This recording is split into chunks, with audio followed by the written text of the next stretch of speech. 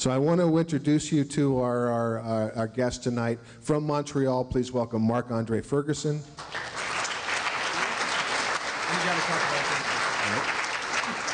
And longtime members of Lafsy Pug will remember, well, by his slave name, as he calls it, John Flowers. Well, in 2008, he left and went to San Francisco, and he's been working there ever since.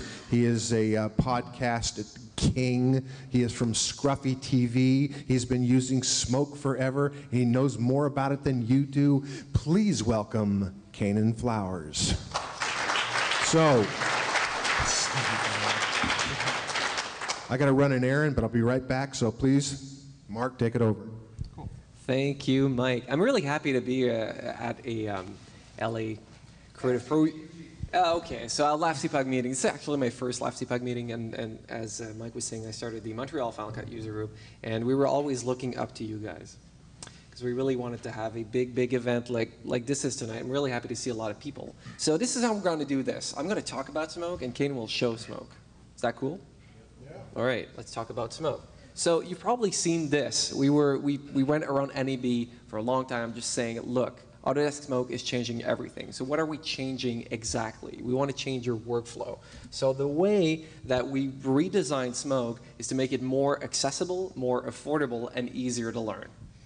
Simple, right? So how do we do that? Well, we lowered the system requirements and we made it more Mac-like by changing the whole UI. Now, I don't want to do sales pitch. I'm like you guys. I'm an editor. I was a Final Cut Pro editor for a long time. I was an avid editor before that. And I actually looked at the original Smoke and trying to get people to work with it. And I had the same problems that you did. It was like this alien interface that looked like it was made in DOS, right?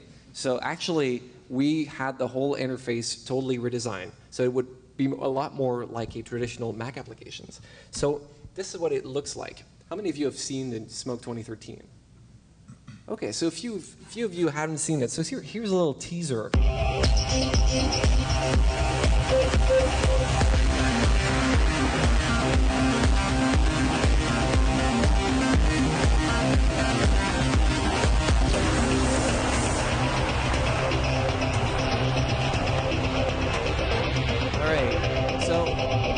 We did a lot of things. We changed a lot of things in this UI, but we also changed the price. So $34.95 is the price that Smoke will be once it starts shipping. So this is down from $15,000. All right, and that was down from $1 gazillion before, right? So it was $3 gazillion. $3 gazillion. That's right, plus taxes. So basically, it's a professional product. It is aimed at professional video editors that do more than just edit, people that do visual effects. All right? If you're cutting a documentary about women raising cattle in Africa with 200 hours of P2 footage, you might want to stick to your NLE. But if you're doing something like what Kanen will show a little later, this is what the Smoke was designed to do. So we say that we're starting a revolution because we want to change the way that you see your workflow. We actually want to help you. All right, that was a big point for me. That's a big point for the company. We really want you guys to embrace this new way of thinking. So how did we come up with this? Well, we spoke to a lot of professional editors, people like you, people in one-stop shops, people in broadcast facilities, everywhere, and we asked them what their biggest challenge was. So we had a lot of answers, but the one that resonated the most was this. So time became the biggest problem for everybody. I mean, there's everything in there. There's hard drives, there's the switch to HD, there's visual effects, but time is the biggest issue. You have less and less time, you have less and less budget, so if you want to turn a profit, you have to make sure that you edit everything as fast as possible.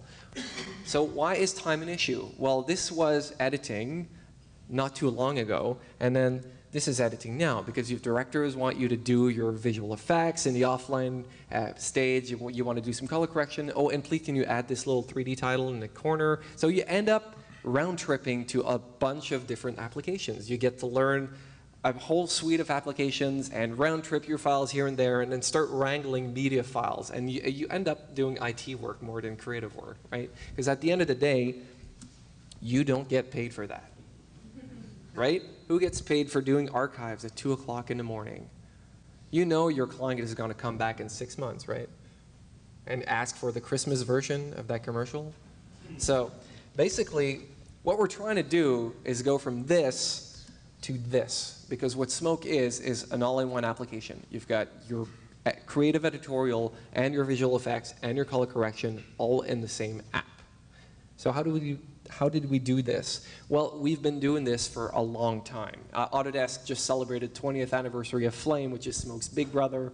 And basically, there's a lot of Flame and Smoke, and there's now a lot of Smoke and Flame. But you know, it's one big happy family. And the cool stuff about the new Smoke 2013, we've got the new Smoke UI, which I talked about, which you'll see in the detail, lower system requirements, amazing creative tools, which is what we know and love, and Connect effects. So these are the big 4 points that you have to remember that's new in Smoke 2013. So if you needed to know just 4 things about Smoke, this is it.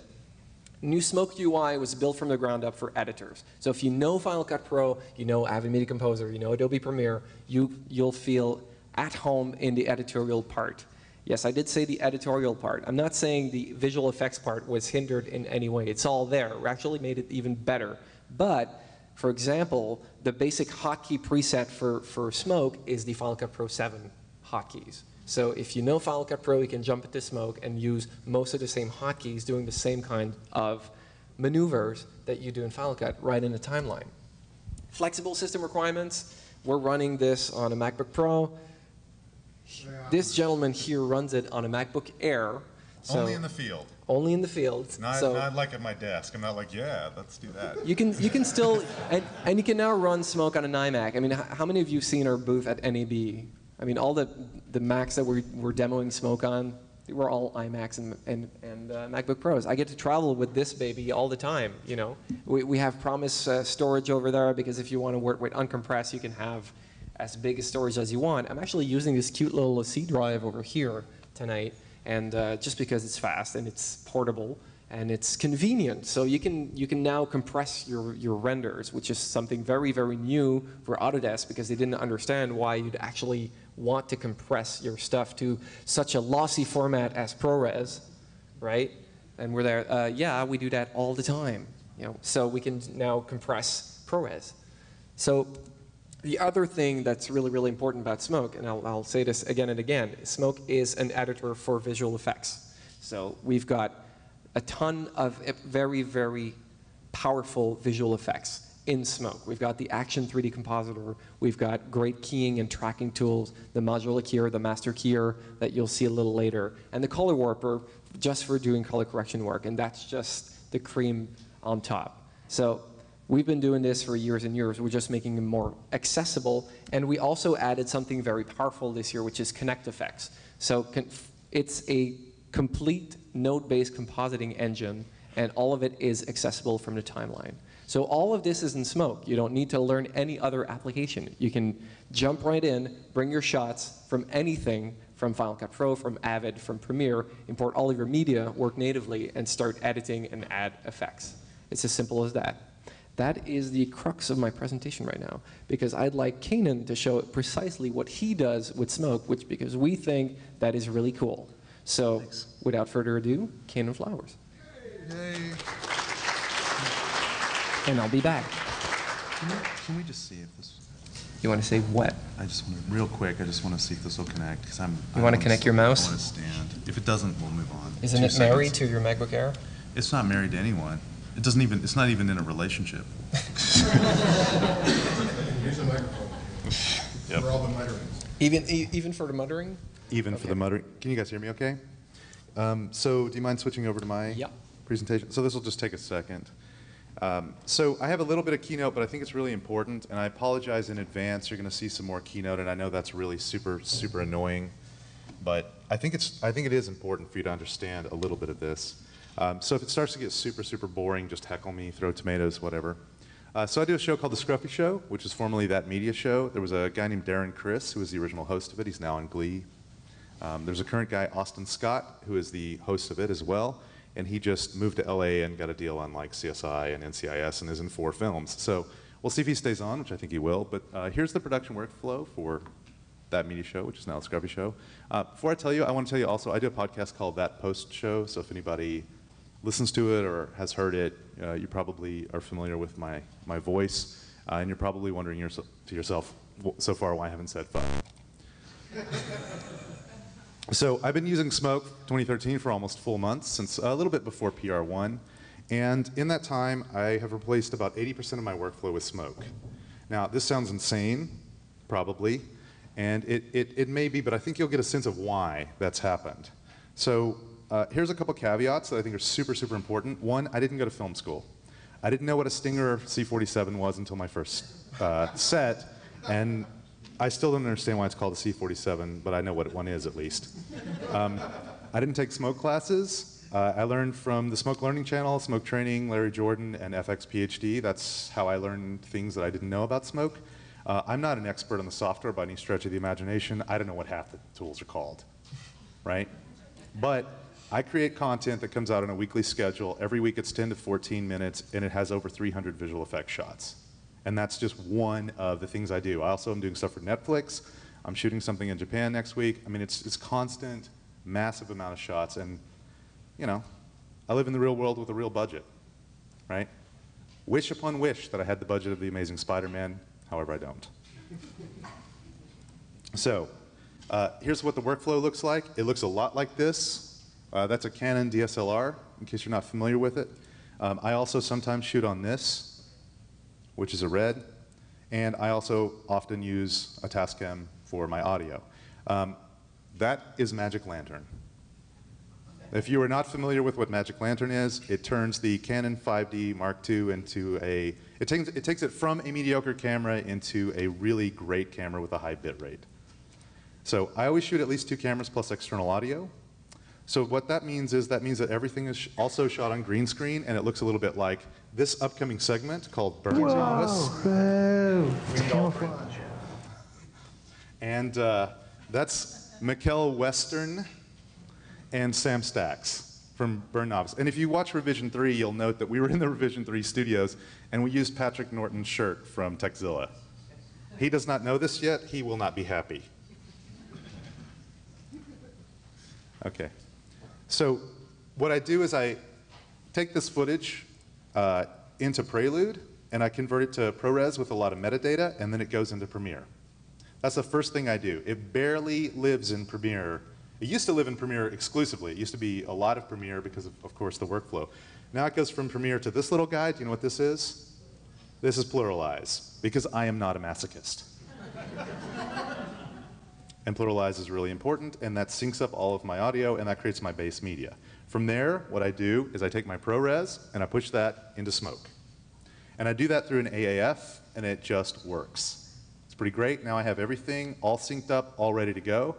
Right? Then I take this little tool. Does anyone use this? After Effects? Okay. And I go into Smoke. That's my final cut. Once it's all said and done, the irony is not lost on me. And then I push that out and do my final audio in Audition. So Smoke is about 80% of the workflow. I wish upon wish that I did not have to do this process. So here's a note. I am/was running Smoke 2013 on a MacBook Air with 4 gig of RAM on an unsupported configuration using Dropbox for all of my syncing, and it all worked. The reason I'm not showing this to you on a MacBook Air right now is because the MacBook Air had a little bit of a problem projecting at this resolution. It's no one's fault. So you're probably saying, oh, that's great. Now shut up and show me something. The Smoke you get. So why don't I just do that? You want a chair? Yeah, sure, maybe. So can I tab through this, or am I going to hit your porn collection? You got to ask. No, you don't. I mean, he's French Canadian. You just don't know.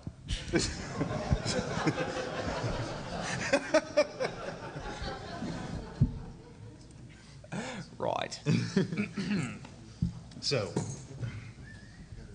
I'm going to show you a couple things. I don't want to take up a lot of your time because I know you guys didn't come here to watch me sit at a desk and show you a bunch of Smoke stuff. So, nice. Hit option 2 to get dual view. Option 2. There you go. Okay. So, what you're looking at right now, and if anything goes wrong, I really do want to apologize because we really did copy this from my MacBook Air right before we did this presentation, and so it's hard to say. And it worked. And it worked. So what you're looking at is a familiar timeline view. If you've never seen this, this looks a lot like what you might have seen in other NLEs. These are all my assets, all my media. Again, I don't know what things are called, so please don't correct me. I want to show you I just want to show you one thing real quick, which I think is really interesting. This is the intro that you're about to see to the show, to the Scruffy show. So I don't know how loud this is going to be. I don't want to beat anybody up with. All right. It's loud. You got it? Yeah. Okay. You want to undo that and then Yeah. What am I undoing? you just inserted your. Sorry about that. Again, I don't know what everything's called. There we go. Right. And then click on Yeah, I got it. play. See, he does this all the time. It's the thing called the shim sham sharoo with the, I don't even You know. also want to press play on the right side. See, look, this is what I get. Hey yo, it's the Scruffy Show. Scruffy Show is a weekly show about post-pro, Doja, and everything in movies and TV. Unbelievably effects and things you never thought you'd see. Hey, what's up? I'm Austin Scott. If you keep. So, as you can see, a little bit of a complex intro. We've got Austin Scott, the host here. What we have a lot of assets over here on the left-hand side, right? We've got all my sources. I imported this as an AAF from Premiere. Like I said, it went through Pluralize, and then I just edited it here in Smoke. So the audio track, obviously, I mixed that down just for the purpose of showing it to you, so you didn't get audio going all over, up and down, all over the place. But I want to show you. I want to show you something kind of interesting. Well, I say interesting, and what I mean is, holy crap. So if you take a look at this particular clip here with Austin, you can see a couple of things. The first thing is you can see that there's a clip here. Second thing is you can see there's an axis effect on it, right? So what I want to show you is this is green screen, obviously. It has tracking markers. It has this guy, his skin, his hair, everything about him. It gives it a little bit of a challenging key in things like Primat and things like that, right? So what I want to do is just quickly enter the editor. And I want to tell you something as I'm entering the editor here. How do I say this without being offensive? I don't hate nodes. But I think that if you're going into nodes when you don't need to, you're doing something wrong. So I try and not go into the nodal compositor unless I have to, right? And so Smoke for me has kind of become this place where I can do a lot of things, but I don't have to go into this big node tree and get crazy. And if you want to do that, the FX PhD classes are fantastic. But the cool thing is that you don't have to. So I'm in this thing that looks like the dashboard from ID4 created by fucking aliens. Right? And what I do is I hit this button here that actually is labeled called the keyer. Now I have this keyer. Now you might be asking yourself, what just happened, Kanen? And you know what? You should be asking yourself that, because the first time I saw this, I asked the same thing. And the answer is there are an ass load of keyers in here, and it defaults to luminance, which I personally find completely idiotic, because it should default to master, right? Because nobody keys in luminance, right? So if you go over here to this beautiful, I swear to God, I use 80, it's said with love. It's said with love. So I don't work for Autodesk, by the way. I have to say, yeah. I wish I could say the same, but I can say it's not as bad as it used to be. Yeah. So And actually, I say that as a Final Cut Pro user. yeah, and so that's the thing, right? I'm a big fan of Final Cut Pro, as we all were, not 10, but the one that worked. And so what I needed is, like you, I needed something that I could spend 90% of my time in, and it would replace that, because I barely ever left Final Cut Pro. Right? I barely ever left it. I spent all my time in it. I spent all my time in it. It worked great. So that's what I wanted. I wanted something that replaced most of that workflow. So if you take a look at this, we're back to the green screen now. You see this little place over here? You click on that, and that gives you this little tool. And what you do is you take this tool, and you blink, and you will miss this. You drag across, and you let go. And that gives you the first part of your key. And that is already a pretty damn good key, you might be saying to yourself, and you would be right. So now what I can do is I can go in here, move that over just a little bit. Look at that. Changing my histogram changes my key a little bit. And then you start asking yourself questions like, well, I don't really like some of this. Context sensitive. You click on it, and this thing pops up. Context sensitive, as if by magic. And gives you sliders where you can adjust. Right? If this were church, I would expect an amen at this point. Right? Unbelievable. This is like 1,700 twiddles in Primat. once again, do not work for Autodesk. So play with that a little bit. That's great. Now you're thinking to yourself, well, you know, that's pretty good, but I wish I could change something else. And you can. You have sampling down here. One of the things you have is called blend. Blend does exactly what you would expect. You click on blend, you get luma, and you get edge size. And now I have a pretty decent key. I don't like the color. What is this? Color correction. Notice I have not touched a node. Has everyone seen this? I like nodes. I'm going to change the saturation a little bit, and we're pretty close. And now you're probably saying to yourself, that's great, but you have these tracking markers in the background. And you would be right. I definitely have tracking markers in the background. So what I'm going to do is I'm going to say, what is the best way to solve having, getting rid of these tracking markers in the background? Still not in nodes. I hit Gmask, I go over here, I add this, right? And then I ask myself, well, what color do I want? Color 0, bang. Color 0 is black. Oh, there's another one. Well, let's just add another one. Bip. What color do I want? That's right, black, bing, gone. Right? Let me return back to my timeline.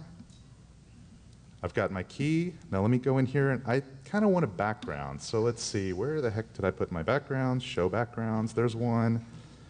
So I want to put that background in here, right? So what I want to do, this took me forever to figure out, and it didn't infuriate me at all. I loved every second of it. If you take a look at where you're at here, you can actually grab this piece here, and you can drag it down and up. And what that does is that tells you what track you're working on. And at first, it really drove me crazy.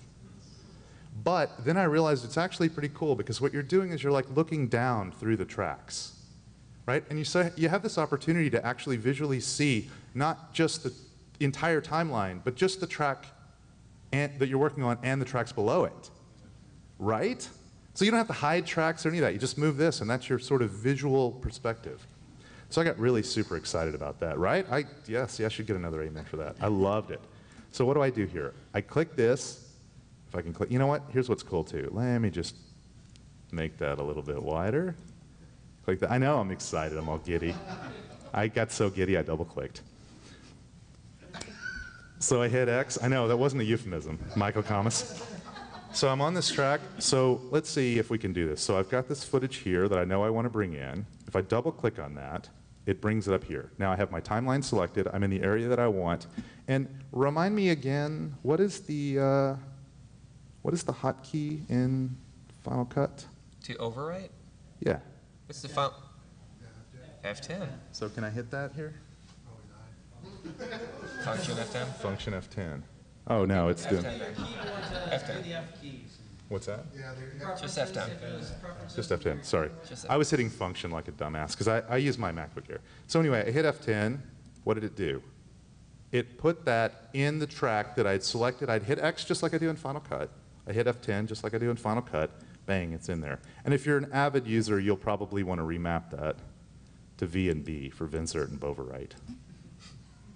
Okay, so now I've got this. I've got it in the background. You might be saying to yourself, well, I want to resize that. Well, it's really cool. The also stupidly named effect, axis, seems to be the entry point for almost everything you want to do. So I'll name it, I'll click my axis effect, I'll put it in here. Now I've got this, I can take a look at it. What can I do? I can do a couple things, like let me just do a quick little Gaussian blur, 3 pixels. That way, little blur on it, right? So the other thing I want to do is I want to resize it. Well, you might be asking yourself, well, how do I resize it? Well, there's this thing right here called scale, and you can see the lock is on. So what that does is that resizes it in all dimensions. I hit exit. Bang. That has to be the best and fastest key that you've ever seen, right? I mean, it's pretty good. That also works with moving footage, right? So I'm going to show you one more thing. It'll be super quick, and then we'll show that other thing. So here we have something that's kind of interesting. Let me go down, because let me show you kind of what I'm showing here. So basically, we allow people to ask questions on the show. So we have this segment called Questions, as you might imagine. So let me just play that for just a second.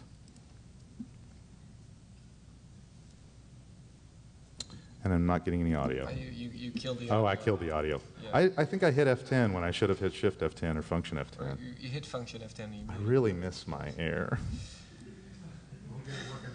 I know. So hurtful. This episode's question comes to us from Eric Harnden, or Quintessential on Twitter, who asks the following.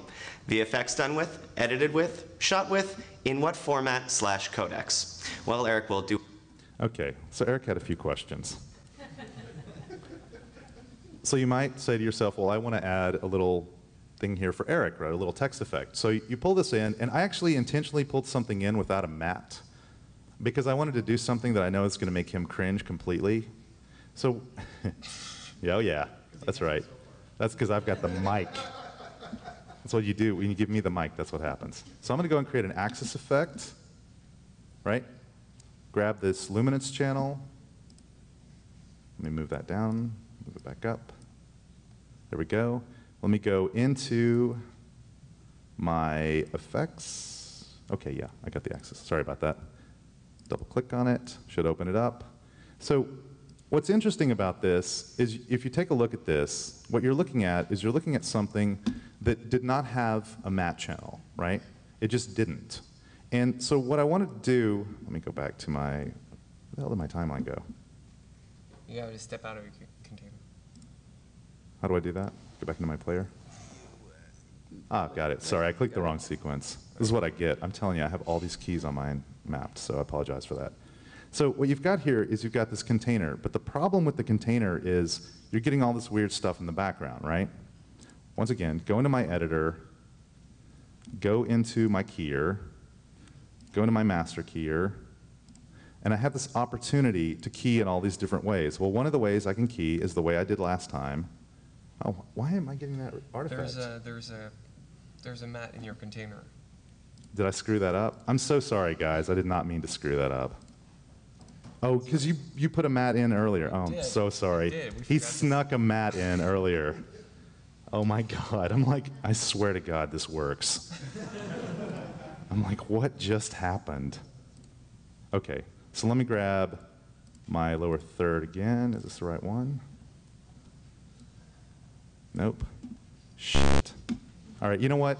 I'm going to ignore this. I swear to God, the luminous keyer makes it work fine, and I'm going to go back to the thing that I actually wanted to show you, which is, let's finish this up. So I apologize for that last part being screwed up. It was a whole thing. We had to move it over to a new machine, and we screwed up the mat container, so that's no one's fault. And he looks at me.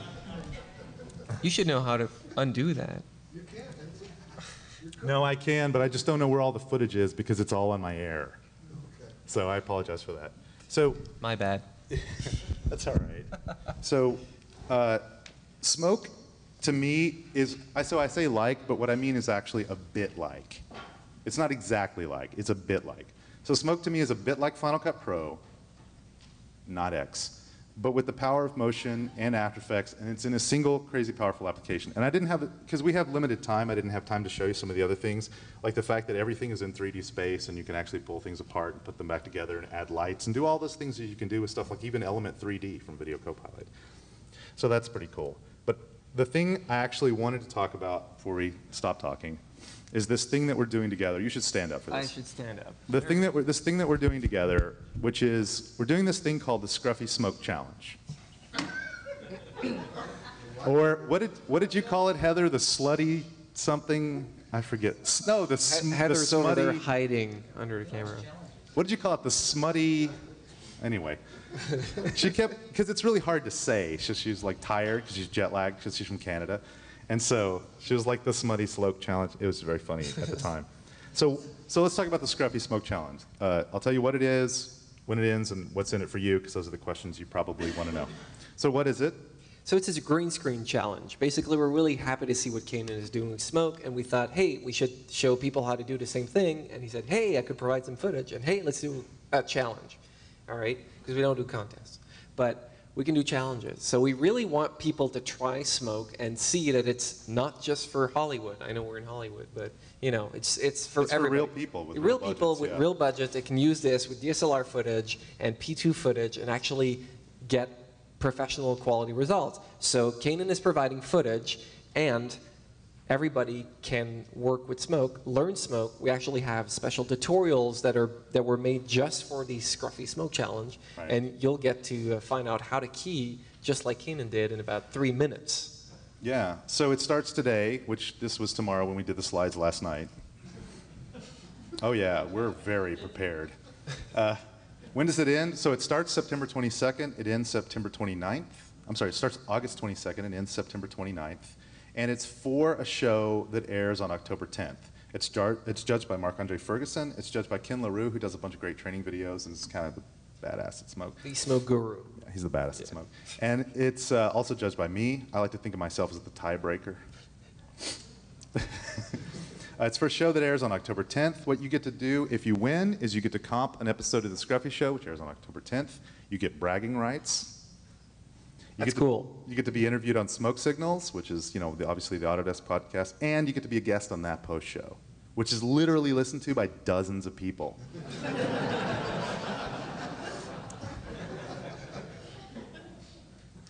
And basically, it's all in good fun. I mean, you guys have this footage. I mean, we came out with a lot of tutorials online, and people were like, well, where can I get footage? Where can I try this Smoke thing with the footage? So this is what you guys will be working with. This is what everybody will be working with. What do we have here?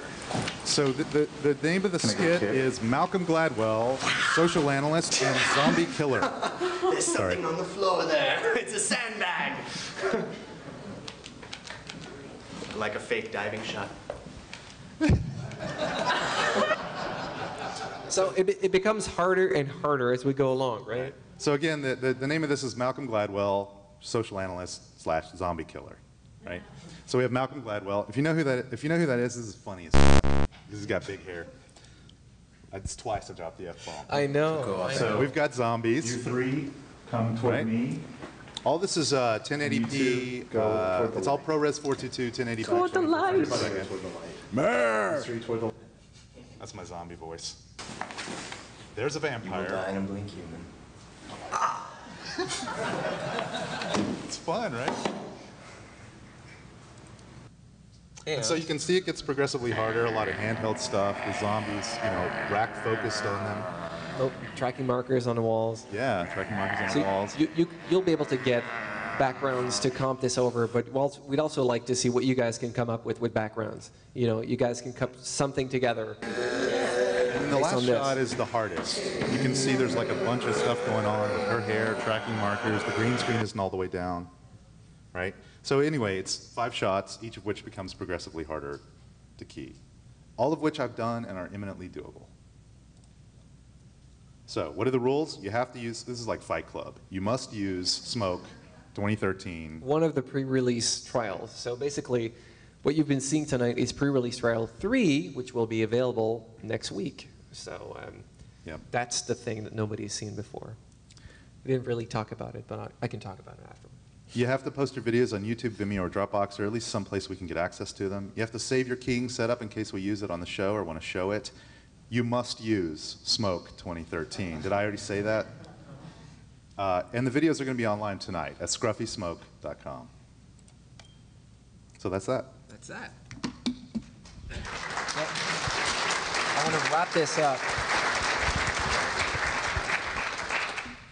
I want to wrap this up really quickly. Thank you, Kanen. So you've got real people using our tools, and time for questions, obviously. So real people using our tools. So I want you guys to remember something cool about tonight. Well, the new Smoke UI, the new Smoke 2013, lower system requirements, MacBook Airs, zombies, and visual effects that are accessible to everybody, such as Connect Effects, such as our keying tools, such as Action, and the new price, $34.95. But right now, Smoke will be available in December. We originally said we were going to release in September, and we listened to everybody. We had some great feedback from everybody who downloaded the pre-release trial that was made available in early June, and we decided to let you play with Smoke a little longer and actually get it right. So we postponed the release to December. So actually, right now, Smoke is free. So you can download the pre-release trial of Smoke I'll get to that in a second. And it's also easier to learn than ever before. Why do I say this? Because we've got a slew of tutorials that are available on the web now. This is how Kanen learned Smoke. So we've got the Smoke Learning channel, which is on YouTube, and now on iTunes. You can look for that on YouTube.